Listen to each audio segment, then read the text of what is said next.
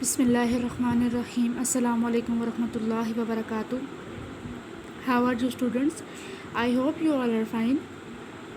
سب سے پہلے تو میں یہ بات کرنا چاہوں گی کہ جیسا کہ آپ لوگوں کے 9th کے ایگزامس نہیں ہوئے کووڈ-19 کی وجہ سے، تو آپ کو پروموٹ کر دیا گیا ہے. کنگریچولیٹ کرنا چاہوں گی. دوسرا یہ ہے کہ آپ کو اس سال زیادہ محنت کرنے کی ضرورت ہے. جیسے کہ آپ سب کو اگر معلوم ہے تو اس طرح سے ہے کہ 10th میں جو مارکس آپ کے آئیں گے اسی کے بہاف پہ آپ کے 9th کے مارکس بھی لگائے جائیں گے.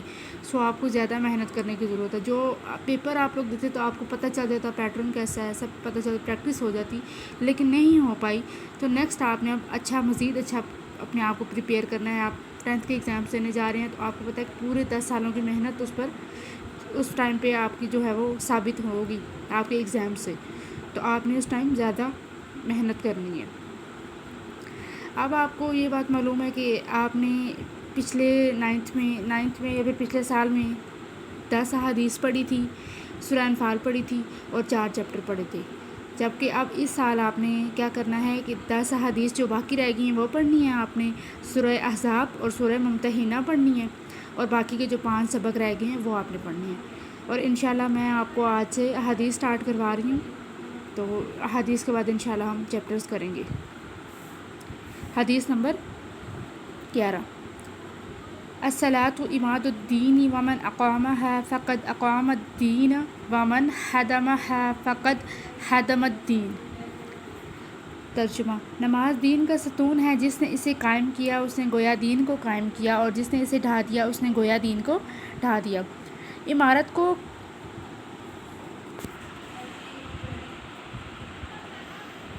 تشریح: اس حدیث میں دین کو ایک عمارت سے تشبیہ دی گئی ہے جس کا ستون نماز ہے، اور جس نے اس ستون کو قائم رکھا گویا اس نے دین کی عمارت کو قائم رکھا، اور جس نے اس ستون کو گرا دیا تو گویا پورے دین ہی کی عمارت کو ڈھا دیا. اس سے نماز کی اہمیت واضح کی گئی ہے. ہر مسلمان کے لیے روزانہ 5 مرتبہ ایمان کے امتحان کا موقع آتا ہے. مؤذن اسے نماز اور فلاح کی طرف بلاتا ہے.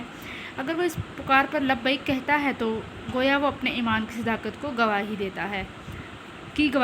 اس کے علاوہ نماز ہی وہ عمل ہے جس کے ذریعے اس کا اللہ تعالیٰ سے تعلق اور رابطہ قائم رہتا ہے جو ترک نماز سے کمزور ہو جاتا ہے.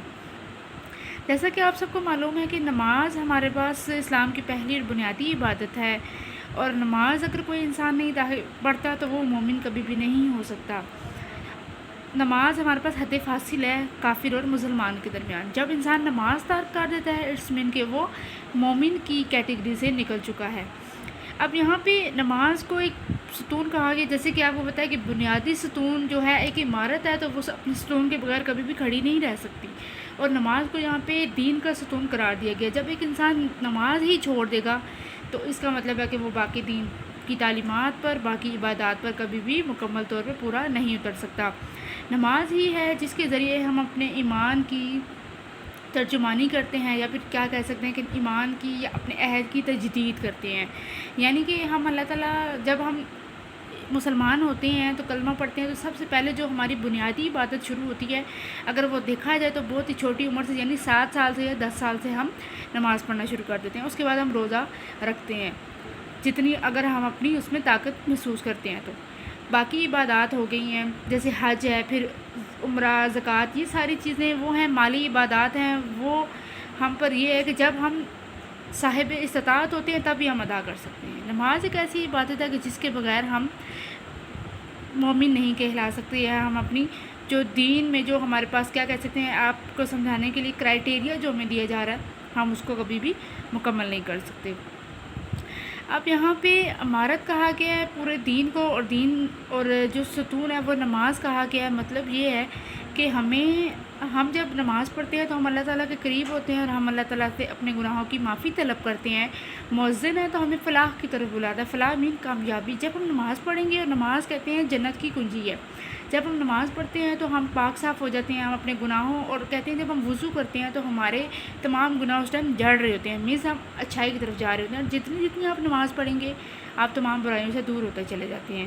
جیسے کہ آپ کو معلوم ہے کہ 21ویں پارے میں ہے کہ جب آپ نماز پڑھتے ہیں تو نماز بے حیائی اور برائی کے کاموں سے، فحاشی کے کاموں سے روکتی ہے. یعنی آپ جب نماز پڑھیں گے تو آپ کا دل نیکی کی طرف راغب ہوتا ہے، مزید آپ نیکیاں کرتے چلے جاتے ہیں اور برائیوں سے دور ہوتے چلے جاتے ہیں. اب جب ہم دن میں 5 بار نماز پڑھتے ہیں، 5 بار ہم وضو کرتے ہیں اور ایک اچھی نیت کے ساتھ ہم نماز پڑھنے کے لیے جاتے ہیں، تو اللہ تعالیٰ کے ہاں اللہ تعالیٰ کو ہم سے کچھ بھی نہیں چاہیے سوائے اچھی نیت کے.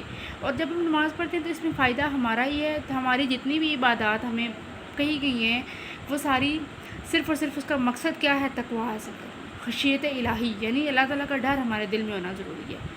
ہم اللہ تعالیٰ سے ڈریں اور ہم جو بھی عمل کرنے جا رہے ہیں ہم سوچیں ایک بار کہ ہم جو عمل کر رہے ہیں اس کا کیا فائدہ ہونے والا ہے اور کیا نقصان ہونے والا ہے. جب ایک انسان کوئی عمل کرنے جاتا ہے اور اس سے پہلے اس کے دل میں یہ بات آنی شروع ہو جاتی ہے کہ جو عمل میں کر رہا ہوں وہ ٹھیک ہے یا غلط، یا پھر اس کا کیا انجام ہوگا، اٹس مین کہ وہ مومن ہے.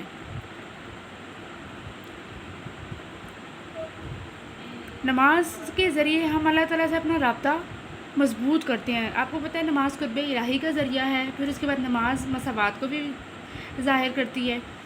تو نماز کے بغیر کوئی بھی انسان میرا نہیں خیال کہ مومن رہ سکتا ہے، اور ہمیں چاہیے کہ ہم نماز پڑھیں، اور جتنی جتنی ہم نماز پڑھیں گے اللہ تعالیٰ سے تعلق مضبوط ہوگا اور شیطان کے وسوسوں سے ہم بچے رہیں گے. کیونکہ جب ہم نماز پڑھتے ہیں تو ہم شیطان کو اس ٹائم پہ شیطان کے تمام جو وسوسے ہوتے ہیں ان سے چھٹکارا پا کر ہی ہم نماز کے لیے کھڑے ہوتے ہیں. اور جب ہم نماز پڑھتے ہیں تو شیطان نماز کے لیے جانے لگے ہوتے ہیں تو شیطان ہمارے اندر طرح طرح کے وسوسے ڈالے گا، سستی آئے گی، ہم نہیں پڑھیں گے. لیکن جب ہم وضو کر لیتے ہیں تو ہم اپنے آپ کو تھوڑا سا اس طرح سے پاورفل محسوس کرتے ہیں، مطلب ہم کہتے ہیں نہیں ہم نماز پڑھیں گے ہی. اور جب ہم پہلے سے نیت کر لیتے ہیں ایک چیز کی تو وہ ہمارے لیے باعث ثواب ہے. تو نماز کوشش کریں کہ 5 وقت نماز پڑھیں. اس سے یہ ہوگا کہ آپ اللہ تعالیٰ کے قریب ہوں گے، اللہ اور اس کے رسول کی خوشنودی حاصل ہوگی آپ کو، اور آپ کو دل کو سکون بھی ملے گا. جب بھی آپ پریشان ہوتے ہیں تو آپ نے دیکھا ہے سورہ بقرہ میں بھی ہے کہ اللہ تعالیٰ سے صبر اور نماز کے ذریعے مدد طلب کرو. جب بھی آپ پریشان ہیں آپ اس وقت نماز حاجت پڑھ سکتے ہیں. اگر کوئی اور نماز کا ٹائم نہیں ہے، مطلب جو نماز کے ٹائم مقرر کیے گئے ہیں وہ نماز کا ٹائم نہیں ہے، تو آپ نماز حاجت پڑھ سکتے ہیں. نماز پڑھنے کا مقصد کیا ہے؟ اپنے اللہ تعالیٰ کے سامنے حاضری دینا اور اپنے اللہ تعالیٰ سے اپنے گناہوں کی معافی طلب کرنا. کیونکہ ہم انسان ہیں، ہمیں نہیں پتہ کہ ہم پل میں کتنی غلطیاں کر دیتے ہیں، اس لیے اٹھتے بیٹھتے ہمیں استغفار کرنا چاہیے. اور کیا ہے جب ہم نماز پڑھتے ہیں ہم جیسے ہم فرض کریں آپ اپنے دوست سے اپنی باتیں شیئر کر رہے ہیں، آپ کو ایسی فیلنگز آنا شروع ہو جاتی ہیں کہ اللہ تعالیٰ سے آپ اپنی بات شیئر کر رہے ہیں اور آپ کو بالکل ایسا لگ رہا ہوتا ہے میں اپنے دوست سے، اپنے بہت ہی قریب ترین دوست سے اپنی بات میں شیئر کر رہا ہوں. اور آپ اس ٹائم کیا ہے کہ اللہ تعالیٰ سے مدد طلب کرتے ہیں، اور اللہ تعالیٰ اگر وہ چیز آپ کے حق میں ہوتی ہے اللہ تعالیٰ آپ کی پریشانیاں بھی حل کر دیتا ہے اور آپ کو دلی سکون بھی مل جاتا ہے. اور ویسے بھی قرآن پاک میں ہے کہ اللہ کے کلام سے ہی الا بذکر اللہ تطمئن القلوب، یعنی کہ اللہ کے کلام میں ہی، اللہ کے ذکر میں ہی لوگوں کے دلوں کا سکون ہے. حدیث نمبر 12، اذا قلت لصاحبک یوم الجمعۃ انصت والامام یخطب فقد لغوت. ترجمہ: جب تم نے جمعے کے دن اپنے ساتھی سے یہ کہا خاموش ہو جاؤ جبکہ امام خطبہ دے رہا ہو تو تم نے فضول بات کی. علم کا پہلا ادب یہ ہے کہ علم کی بات کو خاموشی اور توجہ سے سنی جائے. یہ بات بہت ہی ضروری ہے کہ آپ جب کلاس میں بھی لیکچر لے رہے ہیں، ایون آپ کسی محفل میں ہیں، کسی مجلس میں ہیں، تو تب بھی یہ ہے کہ جب آپ کوئی بڑا بات کر رہا ہے یا آپ علم کی بات ہو رہی ہے، وہاں پہ کوئی عالم ہے، تو آپ بالکل خاموش ہو کر وہ بات توجہ سے سنیں. کیونکہ وہ بات جو کی جا رہی ہوتی ہے کہیں نہ کہیں زندگی میں اس بات نے آپ کو فائدہ دینا ہے. وقتی چلیں آپ سمجھتے ہیں کہ وہ بات میرے کسی کام کی نہیں ہے اور آپ اپنے کسی کام میں مشغول ہو جاتے ہیں تو یہ چیز آپ کو نقصان دیتی ہے. اور یہاں پہ بات ہی جمعے کی ہو رہی ہے. جمعہ سید الایام ہے اور یہاں پر تمام ہمارے فائدے کی باتیں ہی کی جا رہی ہوتی ہیں، اللہ تعالیٰ کے احکامات کو ہی دہرایا جا رہا ہوتا ہے. واعظ و نصیحت سے فائدہ اٹھانے کے لیے بھی ضروری ہے کہ سب سے پہلے اسے توجہ سے سنا جائے. اگر کوئی بات دھیان سے سنی نہ جائے تو اسے سمجھنا بھی ناممکن ہوگا اور پھر اس پر عمل کیوں کر ہو سکے گا. جیسا کہ آپ خود دیکھیں کہ آپ فرض کریں میں آپ کو سمجھانے کے لیے بتا رہی ہوں کہ کلاس میں کوئی لیکچر ہو رہا ہے، آپ نہیں سن رہے، آپ اپنی دوست کے ساتھ باتیں کر رہے ہیں یا کسی اور کام میں آپ مشغول ہیں، آپ کو دھیان نہیں ہے، تو فرض کریں نیکسٹ ڈے اگر آپ سے وہی کویشچن پوچھا جاتا ہے تو آپ کو نہیں پتہ ہوگا. کیوں؟ کیونکہ آپ نے سنا ہی نہیں. تو یہاں پہ یہ چیز بتائی جا رہی ہے کہ تعلیمات جب ہمیں قرآنی تعلیمات بتائی جا رہی ہیں، اسلامی تعلیمات بتائی جا رہی ہیں، جب ہم ان کو غور سے سنیں گے ہی نہیں تو ظاہر ہے ہمیں سمجھ بھی نہیں آئے گا اور ہم اس پر کبھی بھی عمل نہیں کر سکیں گے. چنانچہ تاکید فرمائی گئی ہے کہ جمعے کا خطبہ جو کہ اسلامی تعلیمات کے بارے میں رہنمائی کا ذریعہ ہے، اسے خاموشی اور توجہ سے سنا جائے۔ اب یہ ہے کہ ہمارے لیے قرآن مجید ہدایت کا ذریعہ ہے۔ حضرت محمد صلی اللہ علیہ وسلم اور ان سے پہلے جتنے بھی پیغمبر آئے تھے سب ہمارے لیے ہدایت کا ذریعہ تھے، ان کو دنیا میں بھیجا ہی ہماری ہدایت کے لیے گیا تھا۔ اب یہ ہے کہ قرآن مجید جو ہمارے جتنے بھی اولیاء ہیں، یعنی اللہ تعالیٰ کے دوست ولی اللہ ہیں، جیسے اگر فرض کریں امام خطبہ دے رہا ہے اور امام قرآن مجید سے ریلیٹڈ یا حدیث سے ریلیٹڈ کوئی بات کر رہا ہے اسلامی تعلیمات کے بارے میں، اگر ہم اس کو نہیں سنتے ہمیں نہیں کبھی بھی سمجھ آئے گی۔ وہ مسئلہ کل کو اگر آپ کے ساتھ پیش آ جاتا ہے تو آپ کو رہنمائی کرنے والا اس ٹائم اگر موجود نہ ہو تو کتنی آپ کے لیے اس ٹائم پہ نقصان کا باعث ہے وہ۔ اس حدیث میں ایک اور اشارہ ہے کہ جمعے کے خطبے کے دوران یہ بھی روا نہیں کہ اس دوران اگر کوئی شخص بول رہا ہو تو اسے منع کیا جائے، کیونکہ اس سے بھی لوگوں کی توجہ دوسری طرف منتقل ہو سکتی ہے اور ان کے سننے کا عمل بھی متاثر ہو سکتا ہے۔ جیسا کہ آپ دیکھیں کہ پوری بہت بڑی مجلس ہے، ہال ہے یا کلاس لے لیں، اس میں سب لوگ بیٹھ کے پڑھ رہے ہیں، لیکن اگر کوئی ایک انسان کوئی ایسی حرکت کر رہا ہے، مطلب شور یا ڈسٹربنس ہو رہی ہے، تو دوسرا اس کو منع کرنے کے لیے اگر خاموش کروائے گا یا جس طرح سے بھی، تو کیا ہوگا کہ پورے کلاس کا جو ماحول ہے یا وہ مسجد کا ہی کہہ دے، تمام لوگوں کا جو دھیان ہے وہ ڈائیورٹ ہو جائے گا، وہ اس انسان کی طرف چلا جائے گا۔ تو یہ بھی ہے، اس طرح سے متاثر ہو جاتی، وہ تسلسل نہیں رہتا جو پہلے سے موجود ہوتا ہے۔ تو ان چیزوں سے ہمیں گریز کرنے کی ضرورت ہے، اور یہ کوشش کریں کہ اپنے گھر میں بھی سبھی کو بتائیں۔ ویسے تو سب کو یہ بات معلوم ہے کیونکہ بنیادی باتیں ہیں یہ، لیکن پھر بھی صدقہ جاریہ کے طور پہ یہ ہے کہ آپ مزید آگے لوگوں تک پھیلائیں، اپنے چھوٹے بھائی کو بتائیں، والد صاحب کو بتائیں، جو لوگ مسجد میں جاتے ہیں جمعہ پڑھنے کے لیے، تمام لوگوں کو بتائیں۔